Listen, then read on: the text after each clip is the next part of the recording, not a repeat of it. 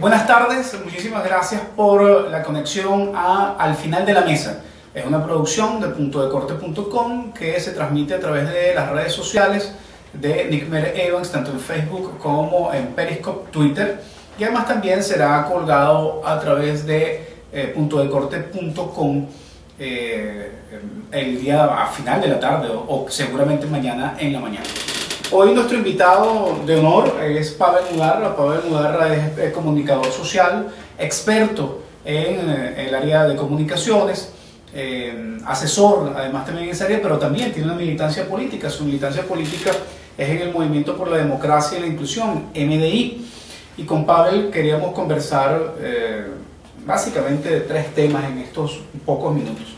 Lo primero, bueno, lo que está en caliente, Pavel, en relación con la situación de la fiscal Luis Ortega Díaz, su retirada del país hacia Colombia, su movimiento ahora de Colombia hacia Brasil, entendemos que hacia un evento de fiscales, y lo que significa, fundamentalmente lo que significa el hecho de que la fiscal Luis Ortega Díaz y su esposo, el diputado Germán Ferrer, hayan tenido que salir del país. Bueno, pues ese hecho significa que existe una inseguridad, por lo menos de parte de ellos. Ellos perciben que hay una inseguridad en cuanto a su condición de libertad, en cuanto al libre ejercicio de sus funciones, en cuanto a la manera como fue destituida, a lo que es la constituyente, la forma como se instauró la constituyente. Ella viene denunciando el quiebre del Estado de Derecho. Una ruptura del orden constitucional. Por supuesto, la ruptura del orden constitucional y en consonancia con eso, bueno, toma la decisión de irse del país, seguramente pensando que no existe en este país, bajo este modelo, las garantías suficientes para ella tener, en dado caso, un justo juicio si hubiese algo que llevar ese. ¿Consideras apropiado el hecho de que se haya retirado del país en estas condiciones? Sí, como lo ha hecho mucha gente cuando también se pasa la clandestinidad, etc. Si no sienten que hay la posibilidad de adquirir justicia, de tener justicia realmente, bueno, tú tomas las opciones que tú consideres las mejores opciones para ti. Pues si tú sientes que el sistema judicial venezolano no está cumpliendo, bueno, entonces, y te sientes que forma parte de una retaliación, de una venganza, de una cuestión, una factura política, bueno, tienes derecho a tratar de hacer lo que sea mejor para preservarte, ¿no? ¿Ha habido una ruptura del orden constitucional? Bueno, evidentemente a partir de las dos sentencias del TCJ, 155 y 156, evidentemente se siente para ese momento una ruptura del orden constitucional cuando tú intentas violentar lo que son las funciones de la Asamblea Nacional. Sin embargo, tenemos una Asamblea Nacional Constituyente en funciones. En el marco de una ruptura del orden constitucional se convocan las elecciones del 30 de julio y se escoge una Asamblea Nacional Constituyente monolítica. ¿Qué opina Pavel Mudarra sobre esa Asamblea Nacional Constituyente? Mira, más allá de cómo ella se constituyó, que evidentemente hubo muchos vicios ahí, o de cómo ella a la final fue una decisión más que todo política, el problema de esa constituyente es que no abre la participación a los sectores de la sociedad que están en pugna. Una constituyente que es excluyente, altamente excluyente, nada más hay un solo sector, hay una sola óptica, hay un voto todo el tiempo unánime, todo el tiempo por unanimidad, no hay una... Sí, monopartidista. Monopartidista, ¿no? Entonces, claro, ¿qué puede salir de ahí que represente a la sociedad venezolana realmente? A una sociedad en pugna. Si nosotros vamos a ver cuál es el equilibrio de lo que piensa la gente en la calle, nosotros diríamos, bueno, esa constituyente tendría que tener por lo menos un alto porcentaje de quienes piensan, de quienes nos siguen en Madrid. Debería haber, o sea, yo no diría a la oposición directamente, pero hay una cantidad de grises y una cantidad de matices, digamos, del pueblo venezolano. No son más o menos opositores, unos no son opositores y están en contra del madurismo, otros del chavismo crítico, o sea, hay toda una gama, y esa gama está representada en esa constituyente, no está. Entonces, mientras eso, lo que salga de ahí, lejos de ser una solución al conflicto político del país, va a ser realmente una profundización del conflicto político, porque nuevamente va a ser algo totalmente, digamos, hacia un bando que está tratando de imponer sus criterios, su forma de ver la vida, la realidad venezolana, sobre el resto del país. Entonces va a ser para profundizar el tema. Ha tomado decisiones ya esta Asamblea Nacional Constituyente. La primera fue, además, destituir a la fiscal Luis Ortega Díaz. esa era una decisión que tenía, era simplemente un carácter político. La importancia, que digamos, de eso, de esa destitución, de alguna forma es librarse de esa piedra que tenían ahí, ¿no? Y de alguna forma pasar una factura por lo que ella había hecho, pero también es de alguna manera quitarle a lo mejor entorpecer algunas averiguaciones. Hay que ver el tema de la corrupción, hay que ver el tema de Brecht, todo eso, qué juego tenían ahí. Ahora, bueno, hay que ver qué pasa ahora internacionalmente. Yo tengo entendido que su vida fue una vida de estilo MacGyver, o sea, algo en una lancha, con todo una... O sea, no es tan fácil tú irte a Paraguaná y tomar una lancha, luego pasar a un segundo país, luego ir a otro tercero. O sea, eso no es algo, eso son cosas que no son fáciles, ¿no? Pareciera que ella lleva con un pendrive, por lo menos unas buenas memorias con toda una cantidad de información que preocupa a mucha gente. Hay una utilización de una imagen que está rodando mucho por las redes en ese humor venezolano de que el pendrive es del tamaño de una gandola. Ahora, en relación al asunto de las elecciones regionales, Pavel, en el marco de la ruptura de un orden constitucional, en el marco del desarrollo y el establecimiento de una Asamblea Nacional Constituyente, que es la justificación del totalitarismo en Venezuela, sin embargo vamos a unas elecciones regionales. ¿Cómo ve Pavel y cómo está viendo MDI el asunto de la participación a las elecciones regionales? Bueno, en lo particular yo veo que donde quiera que haya un escenario, fíjate, así sea en las dictaduras más rígidas, siempre que hay la oportunidad de votar, es una forma de expresar y de decir lo que se piensa. Ahora, que eso vaya a significar un cambio real de poder, eso va a depender de los factores, digamos, de la amplitud que tenga el factor de poder, va a depender de la presión que haga la sociedad, va a depender de muchos sectores, ¿no? de muchas circunstancias. Pero la realidad es que cualquiera sea la expresión, la posibilidad de expresarse, hay que aprovecharla. Una forma de expresarse es no ir a votar. Claro, eso es una forma que de alguna manera no está, en cierta forma, digamos que no es la manera más idónea, sobre todo en estos momentos, porque, te van a hacer fraude, bueno, tienen que hacer fraude.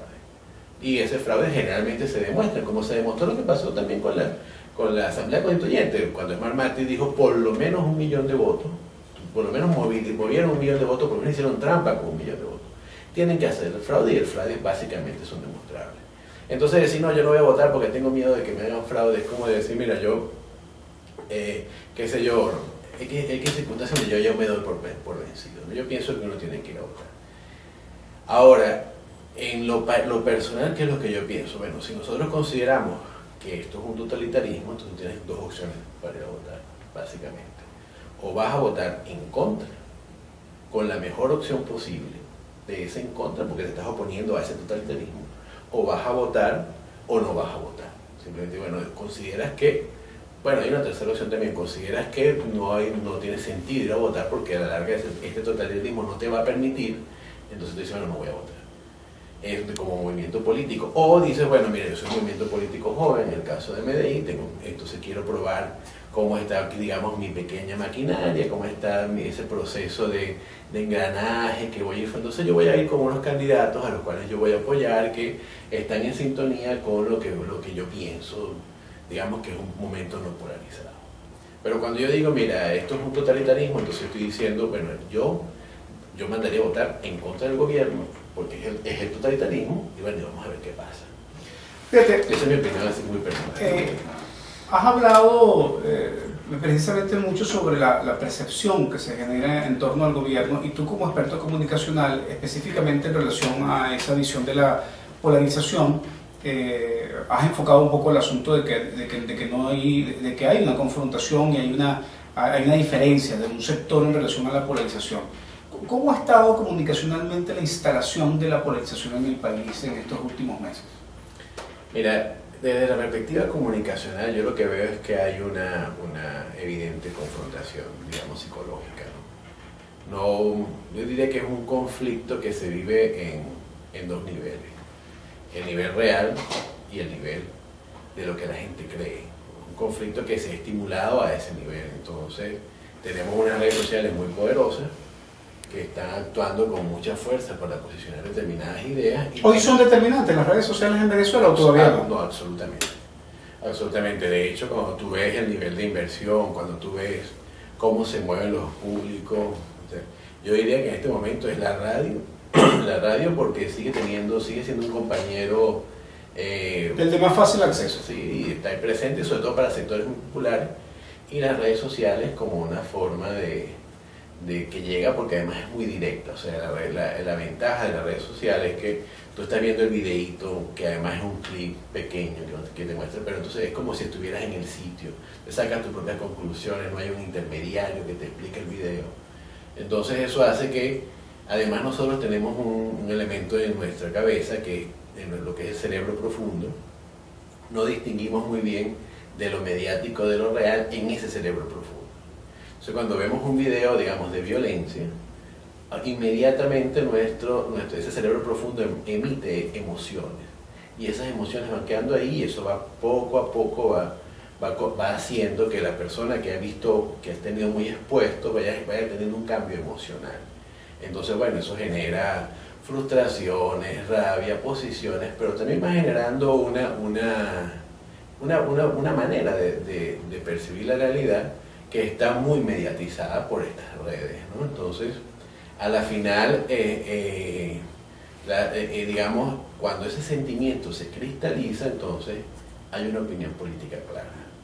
Y tan es así, bueno, nosotros estamos evaluando que el gobierno tiene entre un 15 un 20% de apoyo, cuando más.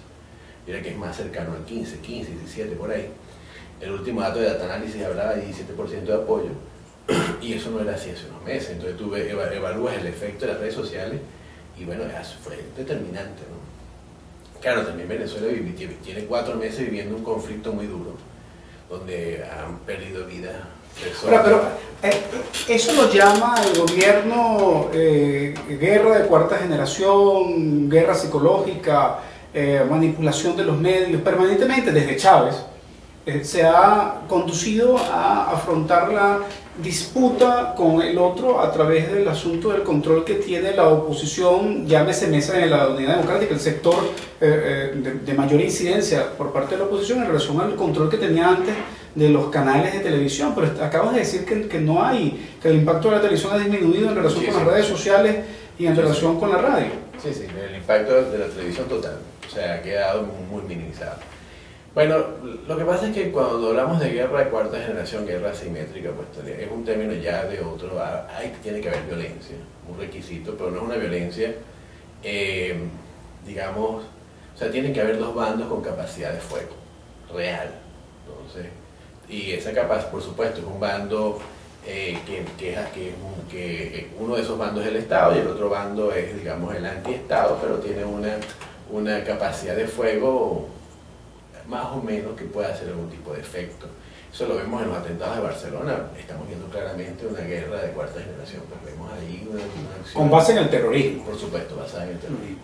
Porque eso es lo que busca al final. Lo que busca es que causar un efecto psicológico, y ese efecto psicológico lo que quiere, bueno, generar temor, generar, digamos, quebrar al que genera el orden, que es el Estado, quebrarlo. Pero tú me comentas eso y yo en Venezuela me ubico al contrario, veo un Estado generando terror. Claro, ambas formas tienen el mismo uso, es un tema de una guerra psicológica.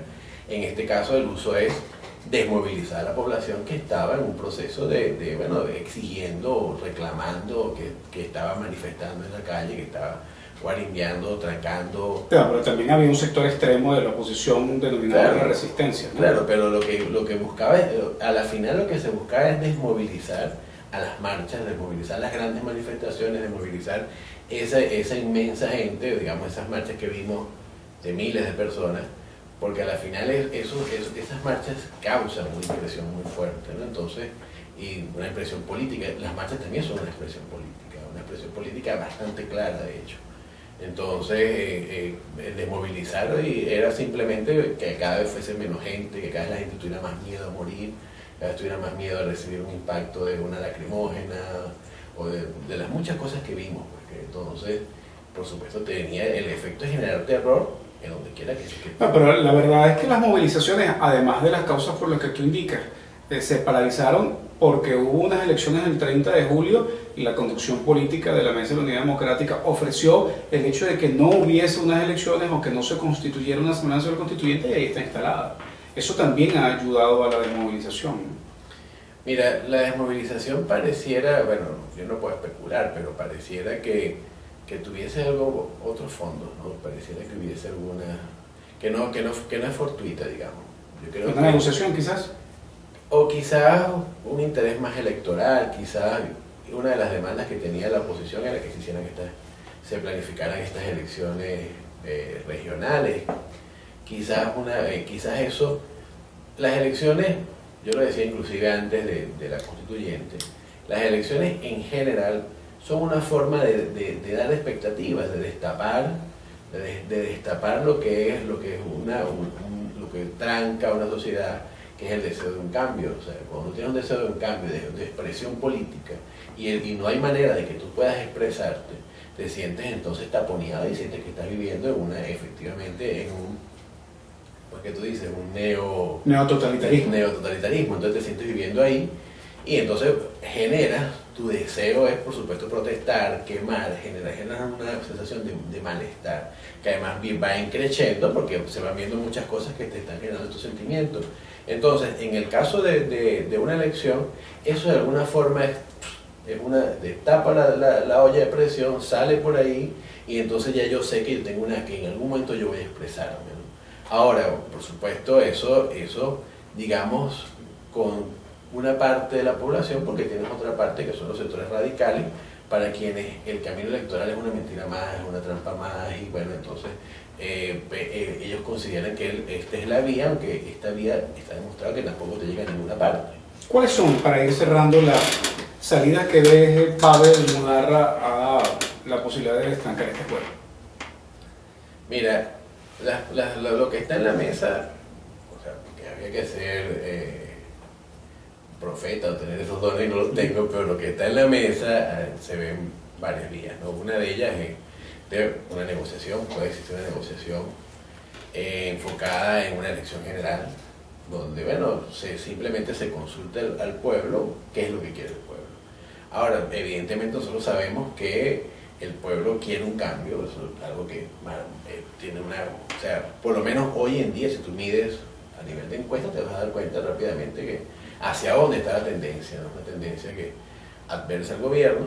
Entonces, pero lo democrático es hacer una elección general y que el pueblo decida qué es lo que el pueblo quiere, cómo quiere vivir el pueblo, si el pueblo quiere nuevos actores, si el pueblo quiere nuevos factores.